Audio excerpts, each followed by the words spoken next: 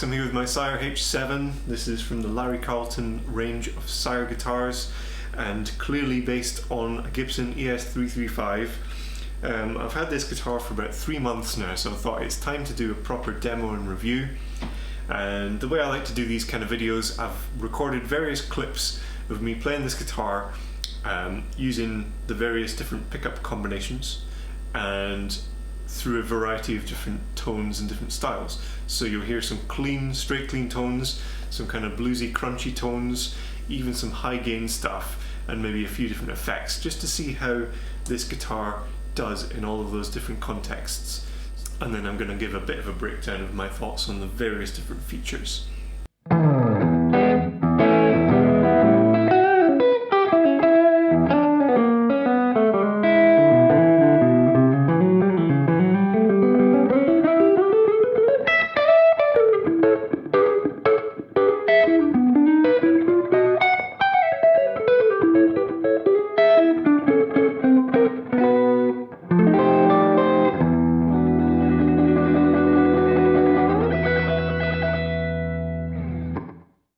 First up, I should say, if you're new to my channel, then where I'm coming from here is I am a working musician.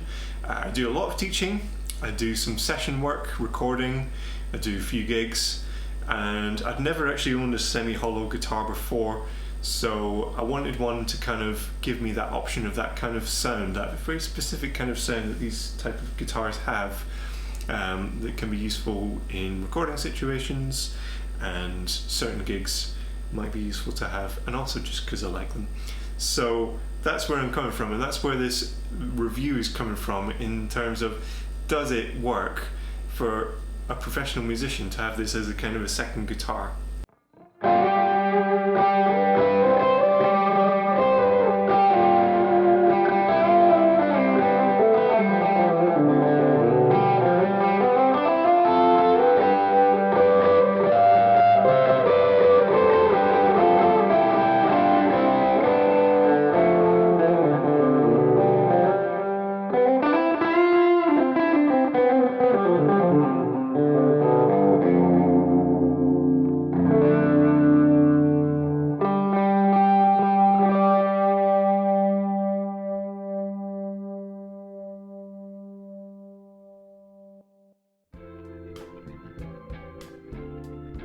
Okay, first of all, looks. I think we can't deny that looks are important when it comes to choosing a guitar.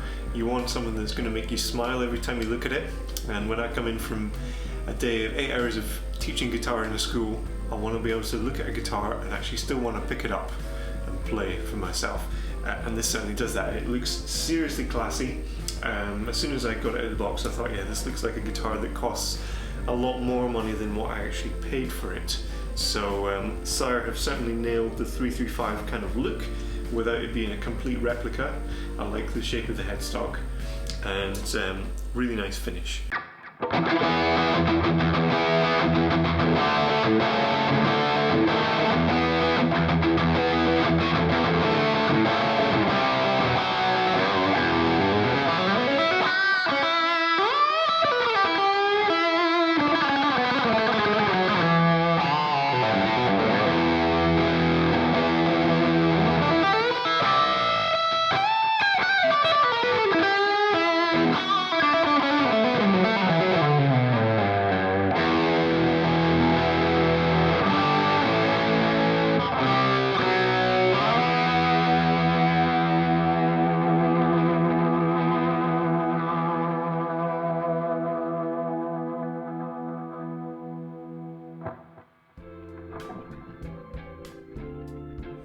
It's got a mahogany neck with an ebony fretboard, and it's got Sire's famous rolled fretboard edges, so they must sort of file or sand it down so that it's a really kind of smooth rolling feel, which fits the hand beautifully. It's very, very comfortable.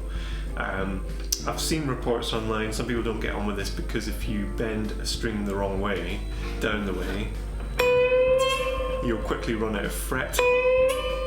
So that's something probably to adjust to. It might suit some people more than others. I haven't found a problem with it so far. It's quite a thin neck. So if you're used to wider spacing between the strings, you may find that takes a bit of time to adjust to, but I certainly haven't found it to be a problem. And the frets are medium jumbo, which is great. I really like higher, bigger frets. Certainly makes string bends easier when your finger is not dragging across the fretboard. So that's a great kind of modern feature they've brought into this.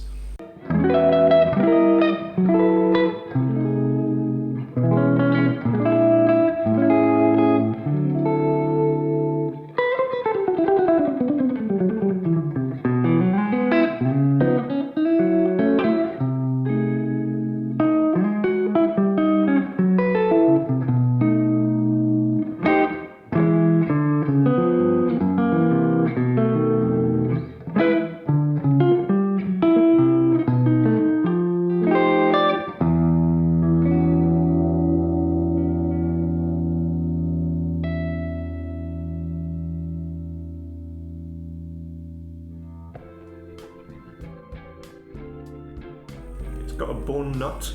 I've seen some reports of people who found that the grooves are just a little bit too small, particularly if you go up a string gauge, and that can affect the tuning. I haven't found too much problem so far. I've used, as I do with all my guitars, a little bit of nut sauce, rather unfortunately named nut sauce, to lubricate that, just so that when you do a string bend it's not getting any friction in there, and that seems to keep the tuning fairly stable for me.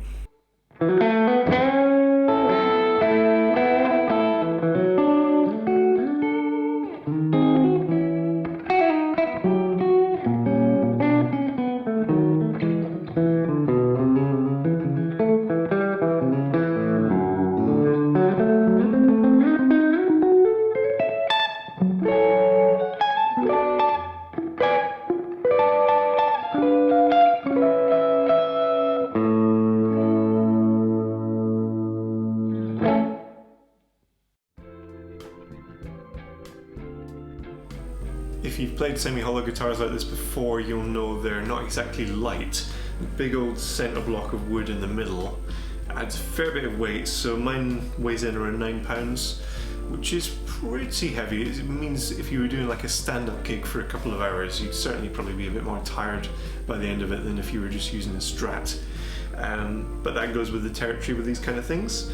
And of course it's a little bit more bulky as well. If you never played one before, it's worth kind of trying one out and just making sure you can kind of get used to the size of the body reaching around like this. None of that bothers me, but it's something to consider if you're thinking of getting one and you've never had a guitar like this before.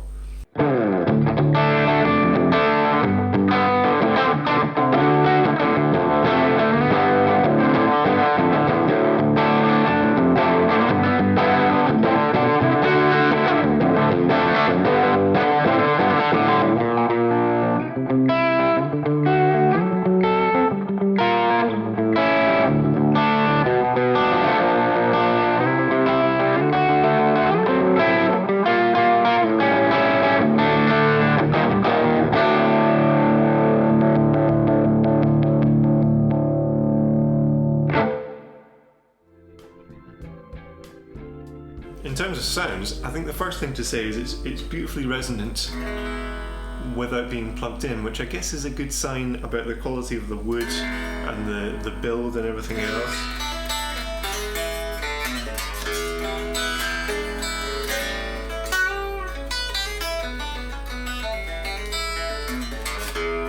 I quite often find myself just picking it up without bothering to set up an amp and just playing it unplugged. It's lovely.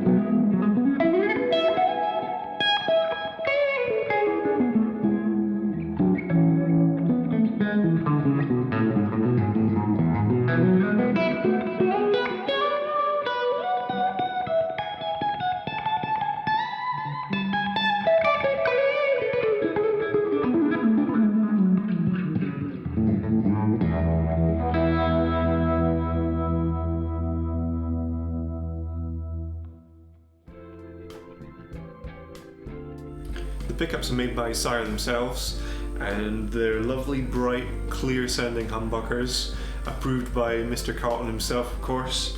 And I think between the fact that you've got the volume and tone for each of them, and then the three-way switch, there's a lot of tonal options in there. It can cover a lot of ground. Hopefully some of the clips you've been hearing through this demo will give you a sense of that. But certainly I've got no desire to switch out the pickups at the moment. I'm going to stay with the stock ones. I think they're doing the job nicely.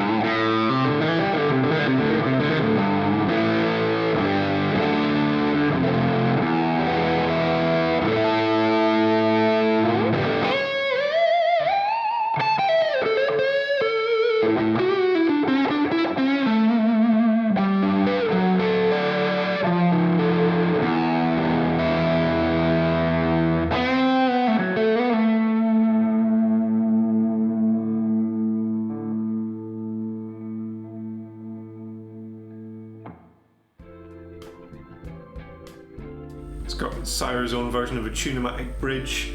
I've just recently changed strings on it. It's dead easy.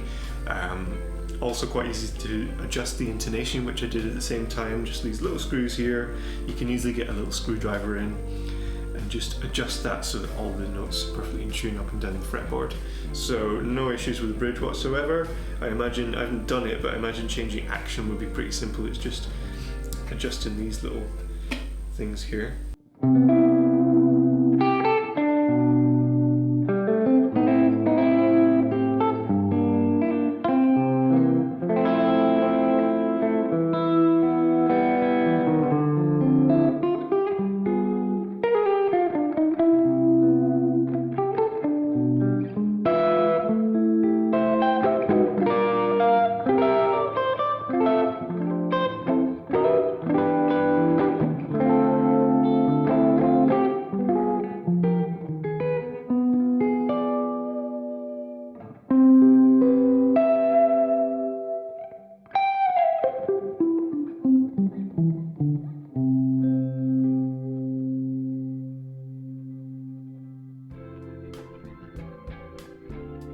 Sire have kept it pretty traditional with this model. They haven't got any of the modern features of some of their other guitars, like the Strat style guitars. They've got that roasted maple neck, which I love. On my Charvel I have a roasted maple neck and it's brilliant, but I don't think I would have wanted one on this. It would have felt a bit mismatching. I think it's the right call to keep it mahogany, and then likewise there's no locking tuners, it's just standard, which has not been a problem. As I already said, tuning stability has not really been a huge issue for me on this, and overall it just feels like they've really tried to capture the spirit of the Gibson ES335, but at a pretty unbelievable price. I mean, here in the UK I paid £530 for this guitar, which is pretty amazing. I mean, as I already said, it feels like it cost a lot more than that, which makes it a brilliant option as a secondary guitar if you're not wanting to splash out thousands, but you want a secondary guitar that's going to do that semi-hollow thing. And that's the reason I bought this, to go along with my Charvel as another option, another tonal option. Then it ticks all the boxes for me.